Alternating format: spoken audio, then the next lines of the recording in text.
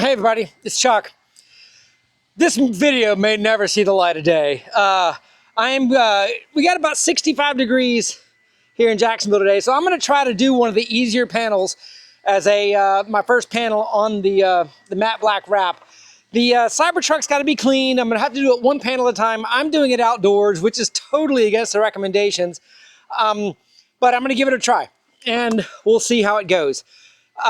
I'm probably not going to talk a lot during this video, or if I do, I'm going to skip right forward it because I imagine this is going to be a long one. And if you need to see something I'm doing, maybe slow it down or something. Maybe I'll do a summary at the end, depending on how much I've been cussing and swearing, and we'll see how that goes.